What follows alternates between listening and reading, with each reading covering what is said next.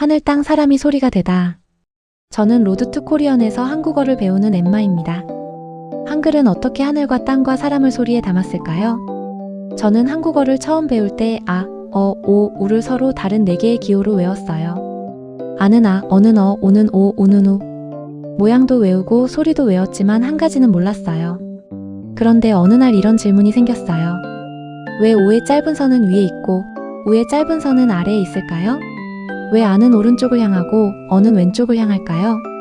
그냥 그렇게 정해진 걸까요? 천지인을 알고 나서야 답이 보였어요. 이 4글자는 따로 만들어진 것이 아니었습니다. 하늘의 점이 땅과 사람을 만나 서로 다른 자리에 놓이면서 4개의 모양과 4개의 소리가 태어난 것이었어요. 훈민정음의 모음은 3개의 기본자에서 시작합니다. 둥근 하늘을 나타내는, 평평한 땅을 나타내는 은, 그리고 땅 위에 서 있는 사람을 나타내는 이. 하늘, 땅, 사람. 한국어로는 천지인이라고 해요. 여기서는 지금 우리가 일상적으로 사용하는 모음표에서는 잘 보이지 않습니다. 보통 아래아라고 부르는 옛글자예요. 하지만 완전히 사라진 것은 아니에요. 오늘날의 아오오에 붙어있는 짧은 선을 따라가 보면 그곳에 하늘의 점이 남아있습니다. 처음 이 설명을 들었을 때 저는 조금 놀랐어요. 모음이 입모양만 표시하는 기호가 아니라 하늘과 땅과 사람의 관계에서 시작했다는 것이 신기했거든요. 하지만 여기서 중요한 것은 새 모양을 따로 외우는 일이 아닙니다. 진짜 이야기는 하늘의 점이 움직일 때 시작돼요. 먼저 하늘이 땅을 만나는 장면을 볼게요. 하늘의 점이 땅 위에 놓이면 오가 됩니다. 땅 위로 해가 떠오르는 것처럼 보이지 않나요? 이번에는 같은 점을 땅 아래로 내려보겠습니다. 그러면 우가 됩니다. 점은 같습니다. 땅도 같습니다. 달라진 것은 둘의 관계, 바로 위치예요. 이제 입술을 둥글게 하고 저와 함께 말해보세요. 오. 이번에는 우. 두 모음 모두 입술을 둥글게 만들지만 혀의 위치와 입안의 공간은 같지 않습니다. 오라고 할 때는 둥근 소리가 앞쪽으로 모습을 드러내는 것처럼 느껴질 수 있어요. 오라고 할 때는 소리가 조금 더 낮고 깊은 공간으로 모이는 것처럼 느껴질 수 있고요. 훈민정음의 체계에서 오는 양의 계열, 우는 음의 계열로 분류됩니다.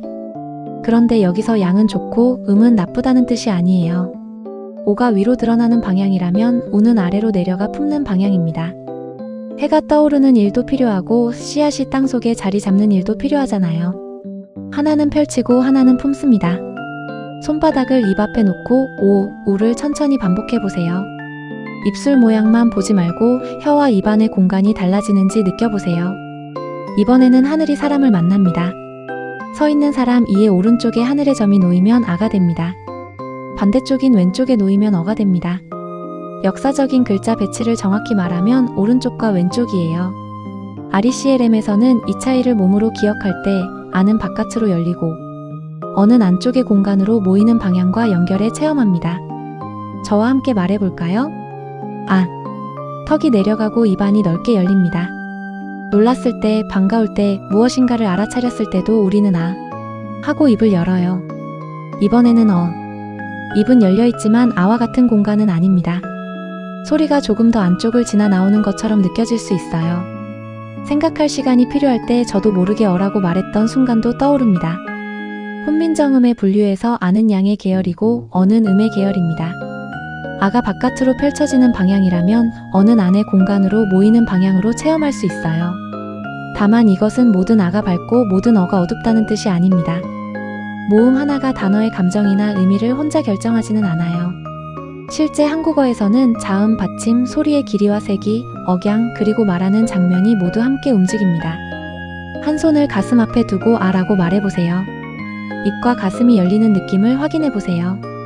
이어서 어라고 말하며 소리가 지나가는 안쪽 공간을 느껴보세요. 이제 내 모음을 한자리에 놓아볼게요. 오와 아는 양의 계열, 오와 어는 음의 계열. 저는 처음에 양과 음을 들으면 좋은 것과 나쁜 것, 밝은 것과 어두운 것처럼 생각했어요. 하지만 천지인의 방향은 점수를 매기는 구분이 아닙니다. 위로 올라가는 힘과 아래로 내려가는 힘, 밖으로 펼치는 힘과 안으로 모으는 힘. 낮이 있으면 밤이 있고 들이마시는 숨이 있으면 내쉬는 숨이 있듯이 두 방향은 서로를 없애지 않습니다. 함께 움직이면서 하나의 세계를 만들어요.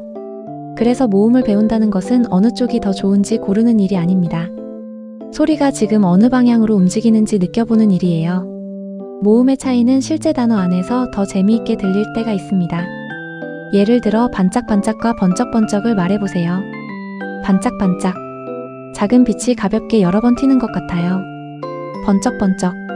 이번에는 빛이 더 크고 무겁게 장면 전체를 가르는 것처럼 들립니다. 또 찰랑찰랑과 철렁을 비교해 볼까요? 찰랑찰랑. 물이 가볍게 가장자리를 건드리는 움직임이 떠오릅니다. 철렁. 무언가가 아래로 크게 내려앉는 느낌이 생겨요. 그래서 한국어에서는 마음이 갑자기 내려앉을 때도 가슴이 철렁했다라고 말합니다.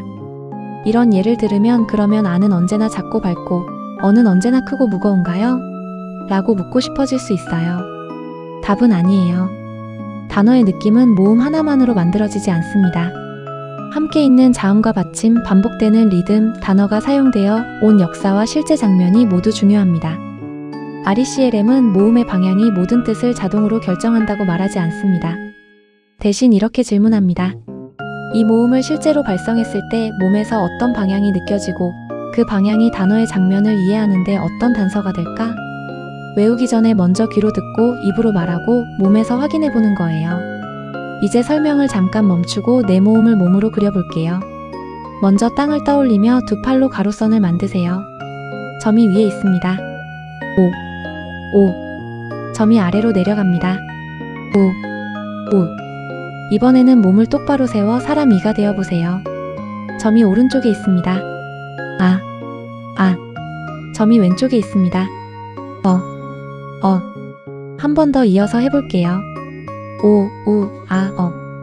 입 모양만 따라하지 말고 소리가 움직이는 공간을 느껴보세요. 위와 아래, 열림과 모임. 같은 하늘의 점이 어디에 놓이는가에 따라 4개의 길이 생깁니다. 이제 아오오는 서로 관계없는 내기호가 아닙니다.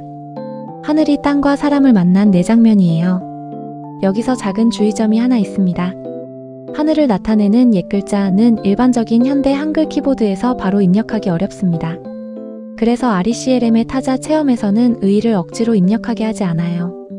화면으로 새 기본자를 보고 그 원리의 이름인 천지인을 입력합니다. 천, 지, 인. 손으로 글자를 입력하면서 하늘, 땅, 사람의 관계를 다시 떠올리는 것이 목적입니다. 저는 예전에는 모음을 낱개로 외웠습니다. 하지만 이제 오를 보면 땅 위에 놓인 하늘을 떠올리고 우를 보면 땅 아래로 내려간 하늘을 떠올려요. 아에서는 사람의 오른쪽에 놓인 점을 보고 어에서는 왼쪽에 놓인 점을 봅니다. 그리고 직접 소리를 내며 위와 아래, 열림과 모임을 확인합니다. 천지인이 알려준 가장 중요한 것은 글자 모양만이 아니었어요. 하늘 땅 사람이 관계를 맺는 순간 그 관계가 실제 소리가 된다는 것이었습니다.